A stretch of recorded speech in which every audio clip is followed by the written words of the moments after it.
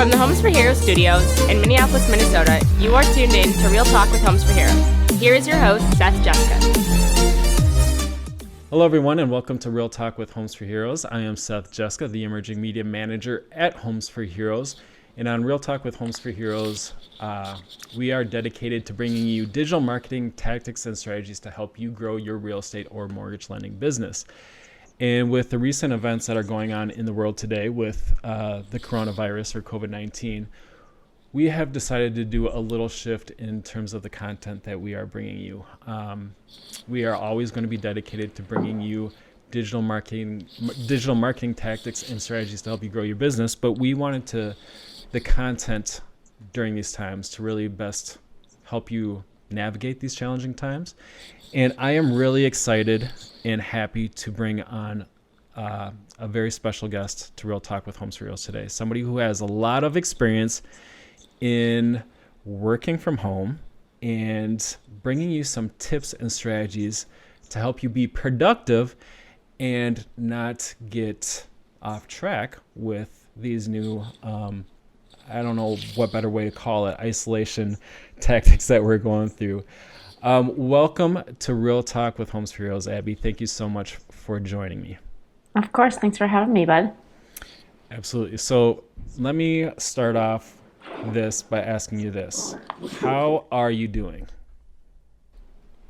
I'm doing fine. For me, I'm pretty accustomed to, like you said already, working from home. I've been doing it for over a decade. Family as well, which is all that I can hope for in these times. And, you know, we're learning how to get through. I don't even want to call it the new normal because it's not going to be normal. What is normal these days? But we're learning how to adjust and adapt and make sure that we're supporting those that need to be supported right now. So doing good. Yourself? Absolutely. I'm doing great. I am a bit of a introvert. I've moved more towards the middle of the spectrum, but you know, I do really enjoy being around people, and I really do miss my colleagues, and I do really miss my family. So I do miss all those things. But you know, working from home, I'm always able to be productive. I'm kind of I don't know if a loner is the right word, but I'm kind of in my sweet spot right now. I'm kind of on cruise control. So, but yeah, I totally echo your sentiments there in terms of, you know, we're going through a challenging time, and I know that the economy has slowed down, but for you, for myself, and for the rest of us at Homes for Heroes, this is really an important time that we don't slow down. We kind of pick up that energy, pick up that momentum, because there's a lot of people that need our help. And there's a lot of ways that we can serve other people during these times and help them continue to be successful and continue to, you know, continue on with that momentum. So that's the purpose of today's show. And I'm really glad to have you on today's show, because what we're going to talk about today is how to be productive and work efficiently from home. And for many of these people, it's not just, you know, for real estate agents or mortgage lenders who are tuning in, it's not just the fact that they're tasked with working from home right now. It's the fact that they might need to lead teams from their house. They might need to balance all this with homeschooling their children right now. It's a dynamic situation. It's not just the fact that the working environment is different. It's pretty different in multiple ways. Yeah, without a doubt. There's lots to adjust to and lots to juggle currently, and we can absolutely provide some great tips for, as you mentioned, you know, individuals working from home for the first time, managing expectations of others in the household and how you can get things done. And then also, if you're leading teams, I mean, we've got, you know, almost 3,200 people strong across the country that we're trying to lead and support during this time. So how you can be effective at communicating with your teams and lead them during a time of disruption, if you will, for sure. Yeah, absolutely. And this is something that you have really experience and expertise in, because you have, you've been with Homes for Heroes, I want to say 10 years now, correct? Am I correct on that? Yep, just over 10 years. Crazy. Okay. I can't believe that. I can't believe that Homes for Heroes hired you when you were 15 years old, but that's pretty awesome. That's pretty cool. I'll take that. Yeah. But you've been with Homes for Heroes 10 years, but you've also been working remotely for 10 years. So Homes for Heroes headquarters is in, Minneapolis, Minnesota. We have another office location in Las Vegas, Nevada. And then we also have a few workers, a few employees, I should say, you being one of them, that work remotely from home. And so this is something that you've been doing for the past 10 years. Yeah, it's unique. It's actually quite fun once you get accustomed to doing it, and once you set yourself up for success to it, it can be a lot more productive so long as you learn how to self-motivate yourself and tackle the big things that you need to do. So yeah, it's unique and interesting, but it can be a great opportunity as well. Okay, cool. So why don't you say we jump in today's episode? And really, the way that I cut this out, so the reason why I got this idea to do today's podcast or today's show was you recorded a video on Facebook yesterday, and I was like, this would be great content for Real Talk. It'd be great for our audience. And so today's episode, what I want to do is basically take what you already created from your Facebook video, and let's not recreate the wheel. So I'm basically going to take some of the talking points that you brought up in this video, and then maybe you can just expand upon them and give the direction that you have, and make sure make sure that you tune in all the way through this episode, because I know that we have a great download and a great PDF that we're going to provide our audience that's going to really echo all the tips and direction that we're going to give through today's episode. So let's start with the homeschooling aspect. Now, I know that you are currently doing this. You are, like I said, we really picked and ramped things up at Homes for Heroes. We did not slow down. When everything happened with the coronavirus, we took that as a call to action that, hey, if we were going at full steam before, we need to be going at full steam plus 100% now. So you've been spearheading that call to action, and your time, you're probably working 20 hours. I won't actually make you verbally commit to it on this episode, but I know that you're working a lot of hours, but you also have a child at home that you are homeschooling. So maybe you can start with that. Now, I know that you said the first thing that you talked about with homeschooling is take the time to go over your schedule with your kids and have them be a part of the conversation. So talk to us a little bit more about your approach to this and the success you're seeing behind it. I think with everything involved with kids, communication is key, and getting them to be a part of the solution and the communication process for finding new solutions in these times is really, really important. COVID-19 and even just talking about that particular topic with kids can be challenging. And it's important that we really reassure them. We kind of make them the little superheroes, right? Because they can be carriers, but not many of them are getting too affected with it. So having Mason be a part of that dialogue for us was really, really important.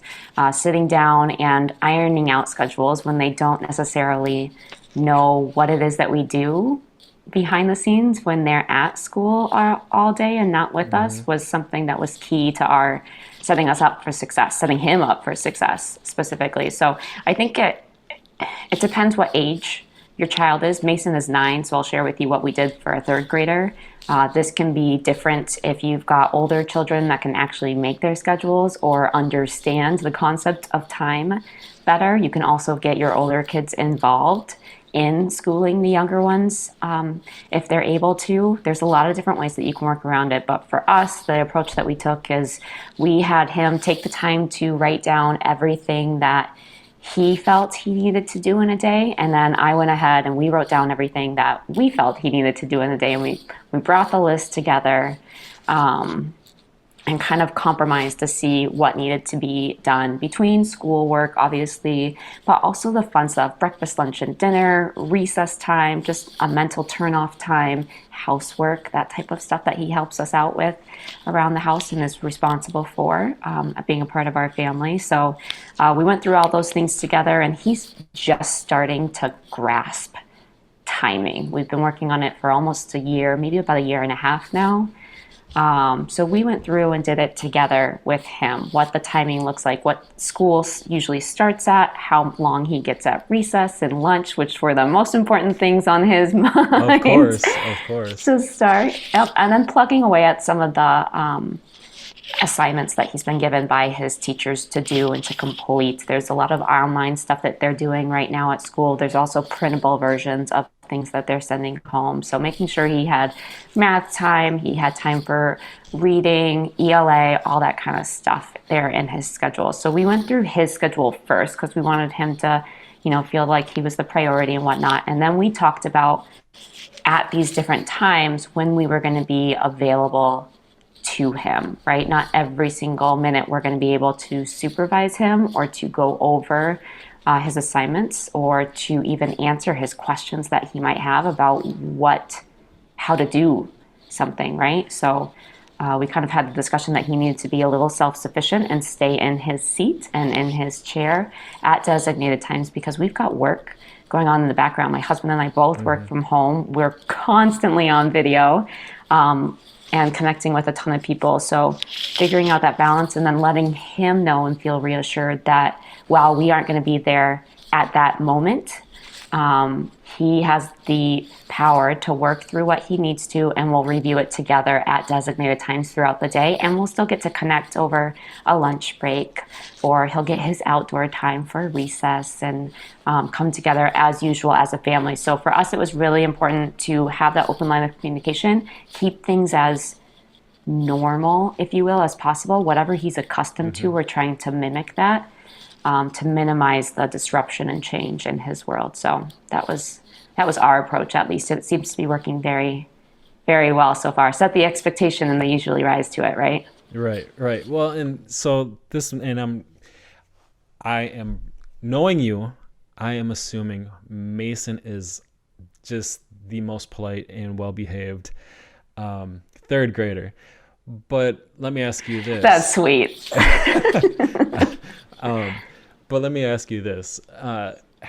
You said that it's been going extremely well. How has he received it? Has there been pushback? Has there been challenges? And is there anything that you would suggest that has helped you kind of get through those challenges and maybe better communicate with Mason? Yeah, I mean, it's new for everybody that's involved in it, the entire family and whatnot. So there's most definitely been challenges. There's certainly been pushback. It is a disruption, right? Kids like to have the power and control, and right now, it's not the case. It's not the case for any of us, right? We're being told what to do. Our governor just came out with a mandate that we had to stay home. And while we were already practicing that, right, being actually told as an adult that you have to do this, I was like, what? You can't tell me what to do. Right. So the kids go through that same thing. So when we had those challenging times, we took a step back. We adjusted some of our family routines that we have in place, or positive reinforcement systems that are there. We had to make adjustments to those. And I think the biggest thing through the challenging times that we're seeing, at least from a schooling perspective, and him, not being in the seat as much as he would be at school, or not having as much direction and guidance from us because we have to balance everything else too. We started implementing what we've communicated with our teacher about. Our teacher has been extremely phenomenal throughout the year. We reinforce in the same way as much as we possibly can at home and for her, both at school. And she's got great little cards that are caught you being good cards or warning cards, right? If she has to repeat an instruction or direction for the kids, or they're just not doing what she's asked them to do. So we started doing that at home. So it's very consistent with what he knows and he's experienced over a long course of time. So turn to those tools that are familiar and that have already been rolled out, as opposed to rolling out an entire new set of expectations or rules to play the game by. So we've just really tried our best to pull in those tools that he's familiar with. Absolutely. Well, I think that's a good point. I think, even for adults, we're all being forced to change and adapt, right? but anything that we can do to stay consistent with our previous schedule and having, instead of disrupting everything, there's enough disruption in what we're going through right now in terms of staying at home and not being able to hug our loved ones, or there's enough disruption. But in terms of our everyday life, whether it's work or school, keeping things as close to the routine as possible. And that brings up a nice segue into your tips for working from home and keeping things consistent. Now, I'll admit, when I watched your video yesterday, I was like, I really got to take some notes. Like, so you're telling me the day PJs and the night PJs aren't a legitimate thing in the work world? No, I'm just kidding.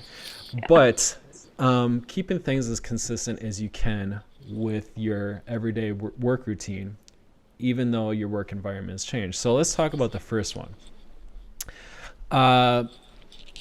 Keeping your workspace separate from your living space. Now, for some people, this is going to be very challenging, and for other people, it's going to be a lot easier. So give me a little bit of your, approach and why that is so important for us to keep those spaces separate. Yeah, I'm going to back up. You just touched on something really important. I'll get to the workspace separate in just a second, but the consistency, it's not just for the kids, like you mentioned, it's for us too. So waking up at the same time that we typically do, right? Going through a normal morning routine, which I'm sure we'll talk about in a little bit. Just keeping your world as consistent and your schedule as consistent as possible, as if you were going into the office, is key. Well, yes, you may have an extra 15, 45, whatever minutes of non-commuting time now.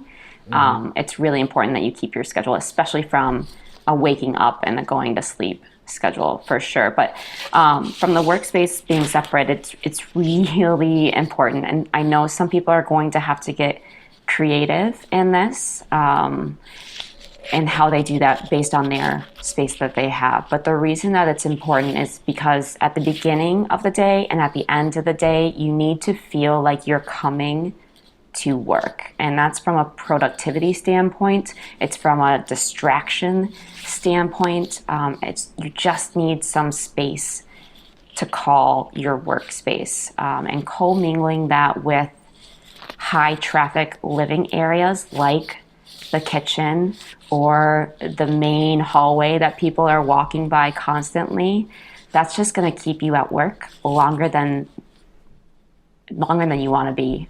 Same thing with having workspace in your bedroom. It is a huge no-no from a mental capacity, because when you walk away from your desk at whatever time you end up walking away from it at, you want to be able to shut down work and go into personal mode, and you also want to be able to sleep. People who have their offices in their bedrooms or have workspace in their bedrooms have a very challenging time getting into that REM sleep, actually going into a deep sleep and being well rested.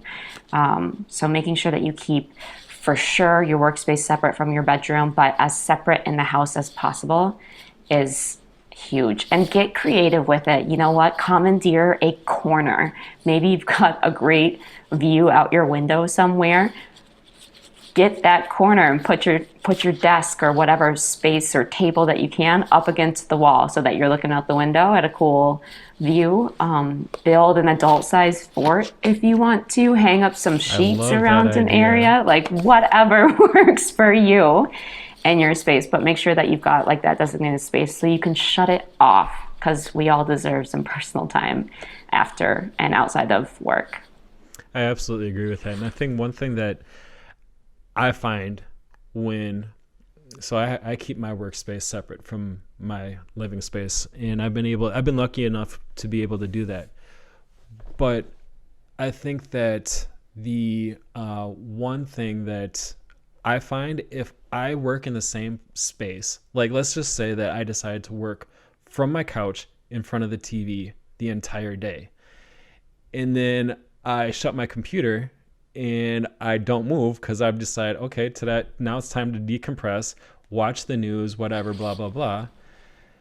there's after a while, that's emotionally draining. It's like you're not seeing any kind of different landscape. You're not seeing any different kind of perspective. It's kind of like almost like you're stuck in this, like up here in the north in Minnesota or Michigan where you are, we get what they call seasonal depressions, because you kind of get stuck indoors and you kind of get stuck in the same place, and that can be very mentally draining. So I think keeping that workspace in that living space is essential to productivity, and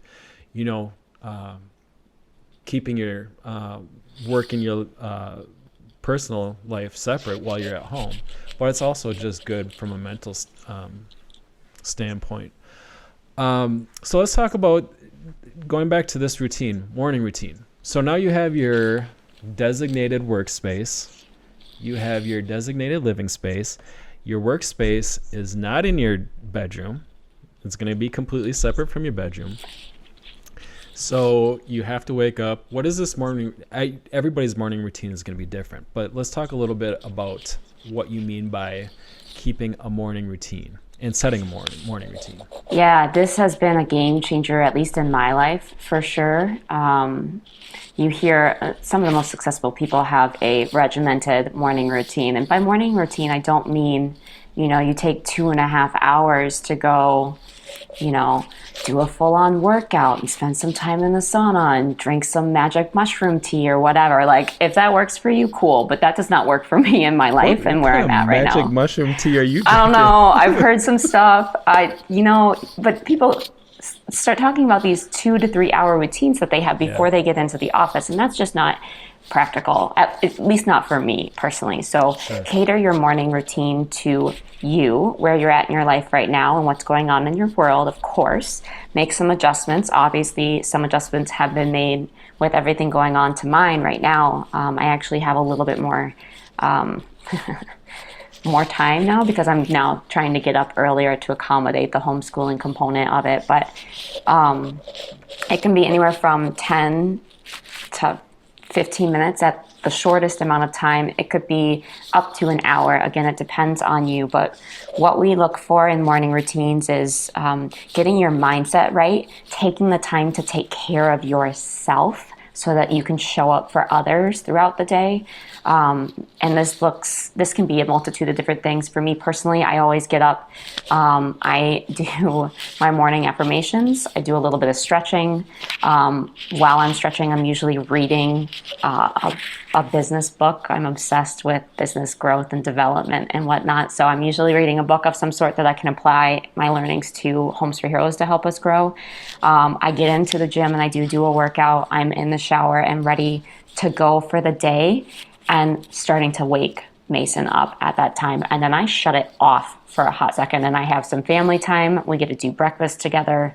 And then I have a designated time where I know I need to be in the office and show up to work. So whatever that looks like for you, whether it's affirmations, whether it's writing the 3 things that you need to get done and accomplished that day, writing down what you're grateful for. There's a lot of different things that you can do. You can meditate. Whatever works for you, just make sure that it's routine and that you get accustomed to doing that. And like I said, it's really about taking care of yourself personally first before your day really starts and you're focused on others. Yeah, absolutely.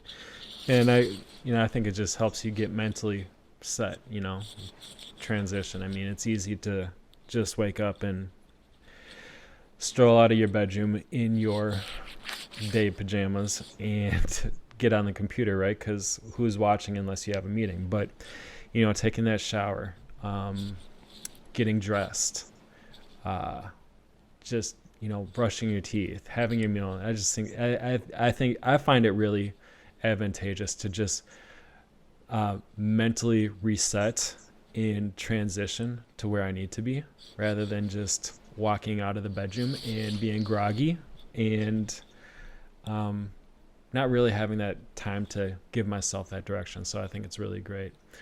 Well, I think if you have a morning routine, it's kind of like having a trainer at the gym, right? If you have just a gym membership and no trainer, you don't really show up for it. But when you have an established morning routine, you want to show up for it. And if you lack that, you're going to hit the snooze button, which is horrible for you. And then you feel like the entire day you've just created a snowball effect for you where you feel behind or you feel tired, and you cannot deliver your best work when you have those feelings going on. So that morning routine is for you to show up for yourself, right? And have that commitment and to get through that and not feel behind throughout the entire day.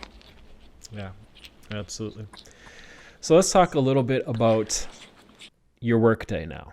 So we have our workspace. We've gone through our morning routine. So now we are mentally prepared. We have that trainer that is now holding us accountable. I like that term.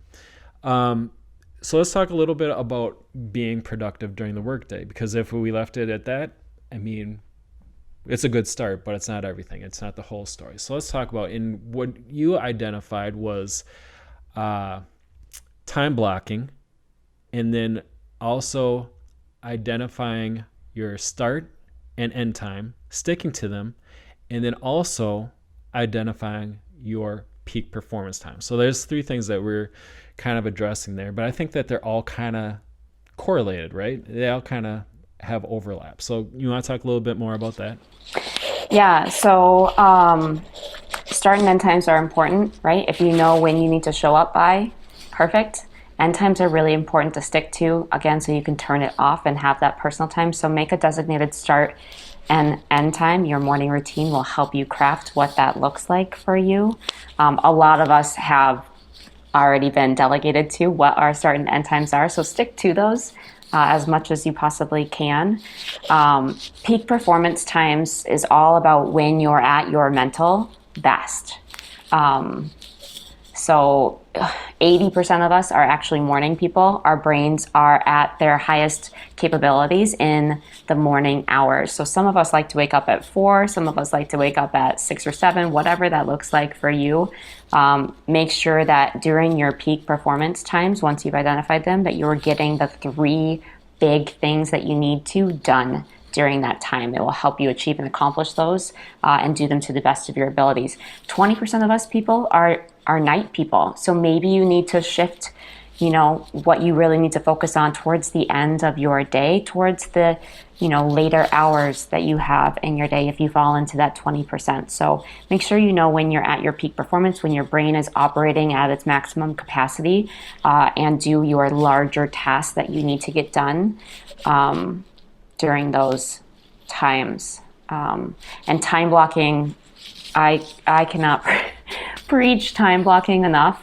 I know how big, see, this is not something you just preach. I know it's something that you actively live by. So when I was talking to you yesterday, I said, hey, let's do this recording. And I said, I'm really flexible with my time. I don't have to be doing anything at any specific time. And you said, I have my whole day tomorrow time blocked. So you really do live by this. This is something that you are pretty religious about. Yeah, our entire team members at Homes for Heroes head office has access to my calendar. They see that my calendar is completely scheduled out. Now, yes, there's some flub and some flexibility in there, but what I end up practicing for time blocking to make sure that I'm getting everything that I need to accomplish, Sunday night, I iron out 1 hour to determine what it is that I need to accomplish that particular week. I've already set out time to figure out what I need to do on the quarter and then broken that down by month, the bigger things that need to get done. But week by week, I need to be working towards those goals. So Sunday night, I figure out what needs to get accomplished that week to put me on the trajectory to accomplish the goals that I have for that particular month and quarter. And then I put those on my calendar based on the regular weekly meetings that we're all in.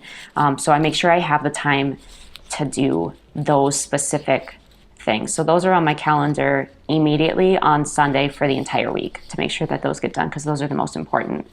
And then I start filling in with other things that pop up along the week as it goes.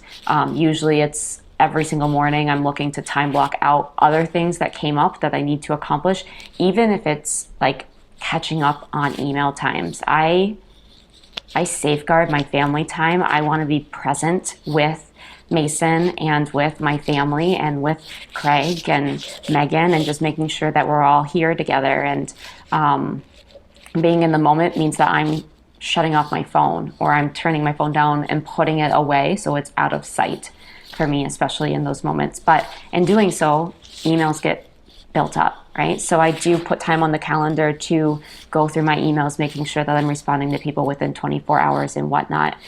So time blocking has been big. Same with breaks and lunches. It is not healthy to be skipping meals. Whatever your meal plan looks like, build in time so that you have designated times on your calendar to stay on track and to keep that consistency, no matter where you're working from. And then breaks are super important to just give your mind a hot second to cool down. Maybe you need to refocus. Maybe you just need to go walk around the house and do something different for 15 minutes. That doesn't mean you need to go do the laundry or you need to prep for dinner, right? Don't do those things. Give your mind a mental break so that you can come back and sit down at your desk, wherever that's at in your house, and get on with what needs to get accomplished during the rest of the day. I think one thing that you mentioned there, which everything that you said is 150% correct. I mean, everything there is important. But I think one thing that you brought up, which is really critical and important through the current times that we're facing with, this pandemic, and the fact that time blocking is not only going to help you be more productive and help you work more efficiently throughout your day, the fact that you're time blocking to make sure you're getting the important things done so you have time to unplug and spend time with your family. Because right now we're going through a different time and we need to find that balance. And especially when you don't have to leave the house to go to work, it's harder to find that balance because you can always find something to do. There's always something that needs to be done.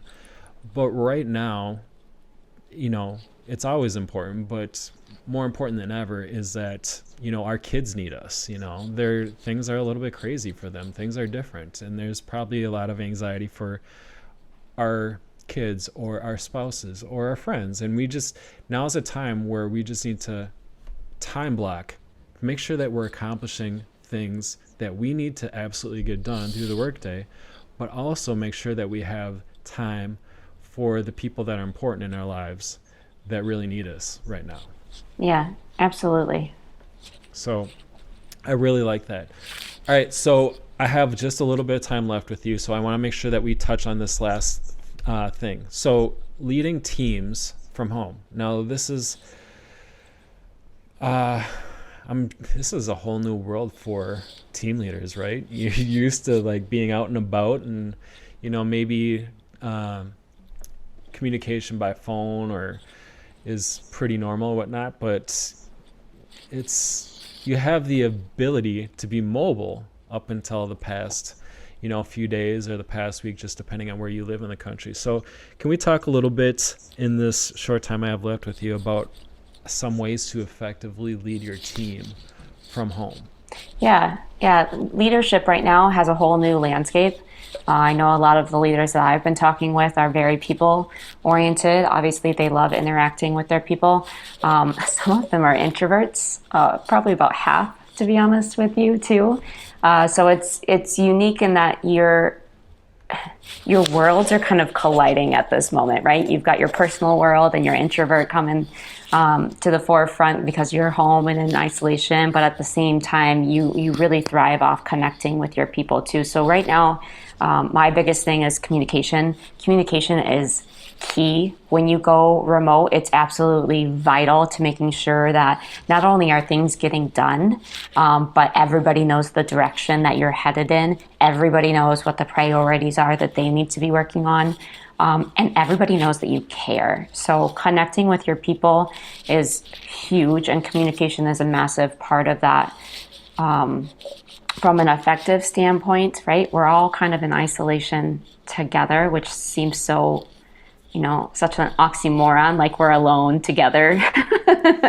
Right. But there's great ways that you can really connect with your team members and make sure that you're still front and center and on the same page and whatnot. If you're not already, always be communicating your goals for your teams, right? You've got to reiterate it. You've got to say it like 7 to 9 times to each of your team members, which means like, depending on how large your teams are, it could be 70 to, upwards of 1,000 times that you're repeating the same thing, and it gets kind of annoying or frustrating to you. But you've got to do that for people to really know the direction that you're going, and like I said, what their priorities are, and they should be working on bringing people together as a team via video chat. We use Google Hangouts at Homes for Heroes. Zoom is another phenomenal platform where people can come on the screen and connect with one another and just, go through your regular meetings in a virtual setting so that you're still seeing their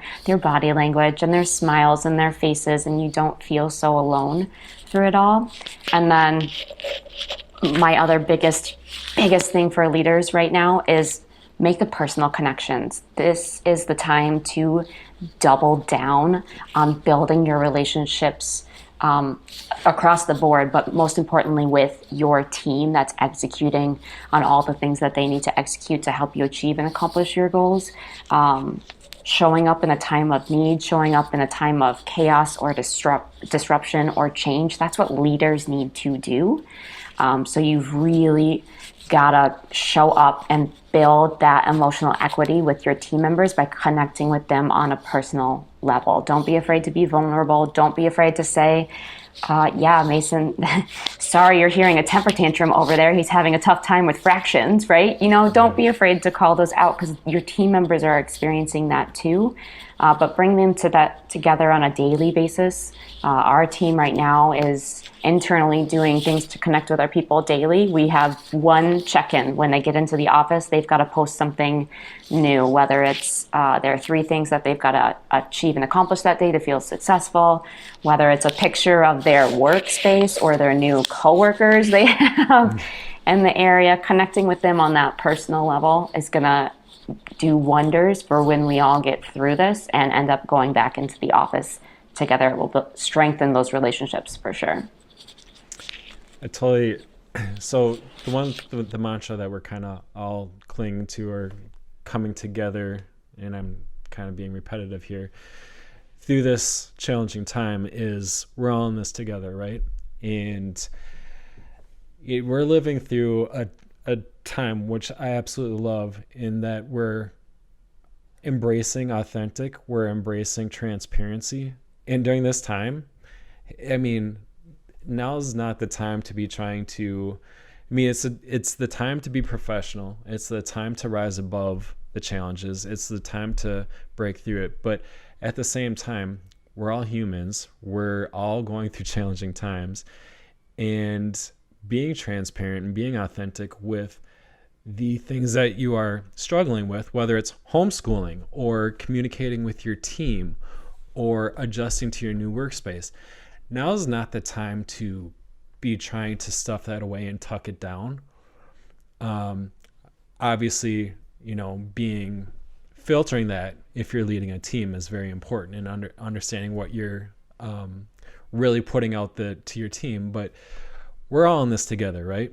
That's the mantra that we're all bringing together, or that we're all coming together through in this time, in this challenging time, and being transparent and authentic with your challenges, and encouraging your team to be authentic and transparent with their challenges, because we all really need to help each other through this time. And, for you, Abby, if you are struggling with something with Mason in homeschooling, I know that we have a chat at Homes for Heroes where we can, vocalize. It's a chat room dedicated to homeschooling, but vocalizing, these are the challenges that I'm facing.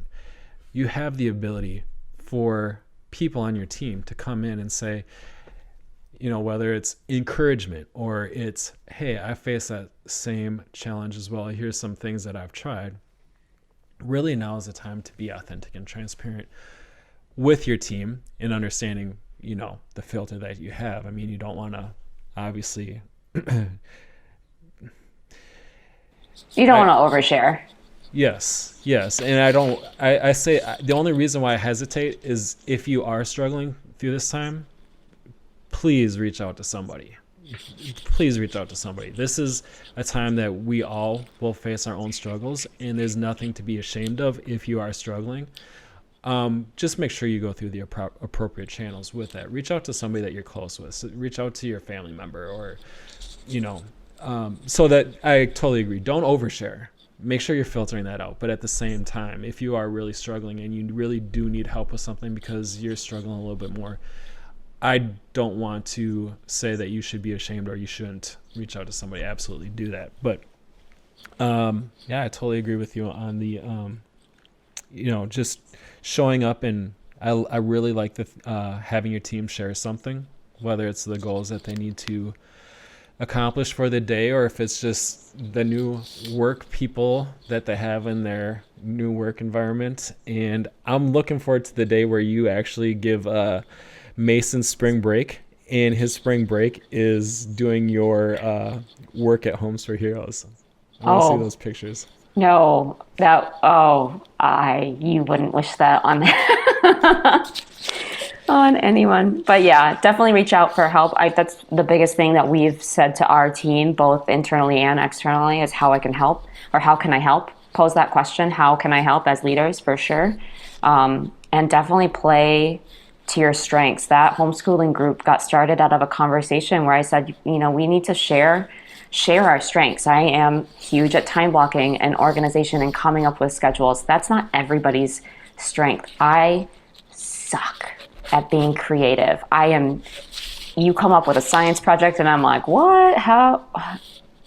You're mixing Mentos and soda? Like, I don't understand. We need to have that on video. Right? I don't do it, kids. Hopefully this is an adult show where you can monitor that. Watch your Mentos, guys. But yeah, that creativity is something I lack, and I know it's a strength of others. So start sharing your strengths, start sharing your experiences, bring to the table that positive energy where you can come from contribution and help others. And in turn, on the flip side of that, ask for help where you need it.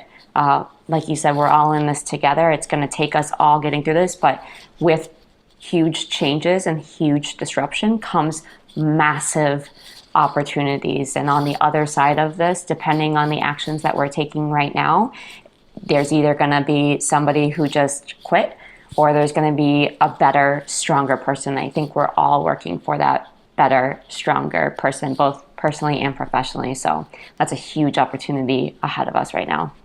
Absolutely.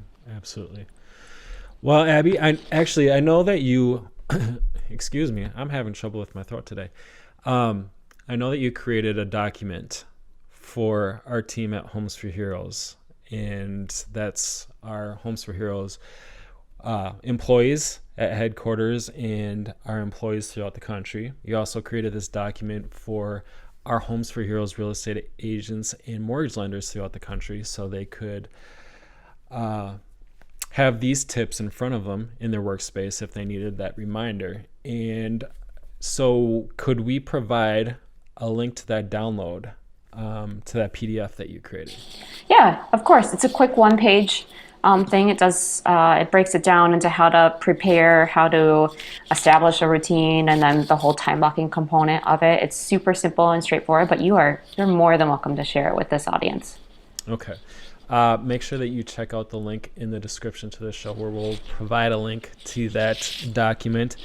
Abby, I really want to thank you for your time. I know that you have a ton on your plate. We all do. We all have a lot going on with what we're trying to do to help and serve people through this challenging time. And I know that you are leading that charge at Homes for Heroes, and I know that you have a very busy schedule. So I really appreciate you taking the time to come on to Real Talk with Homes for Heroes and sharing your experience and your expertise of working from home and how we can all be more productive. So I really appreciate it. Thank you. Thank you for having me. Happy to help however I can. And if this helps anybody that's newly working from home, that's a win for us. So thanks for having me, Seth. Yeah, absolutely. And if you do, to our Homes for Heroes audience, if you do have any questions or concerns, please do leave your comments in the description or in the comment section below this video. We will definitely do our best to address them and help you out. And once again, I just want to say I really our thoughts and our we really are wishing the best for everybody and hoping that everybody and your families are all being safe and staying healthy and staying positive through this challenging time. We're all going to get through this together. We're going to be a more resilient nation and more resilient people because of it. So stay positive, stay healthy, and we'll get through this. So thank you so much for tuning in to Real Talk with Homes for Heroes. If you are tuning in on your favorite podcast directory, please subscribe to Real Talk with Homes for Heroes and then provide us a rating or review. You would really help other people who are interested in receiving this type of content discover Real Talk with Homes for Heroes. And if you're tuning in on YouTube, make sure that you give this video a like, make sure that you subscribe and hit that notification bell. That way, every time we release a new episode of Real Talk with Homes for Heroes, you'll be notified and we will bring this great content to your doorstep. So thank you so much, everybody for tuning in. Stay positive, stay healthy, and we'll see you next time.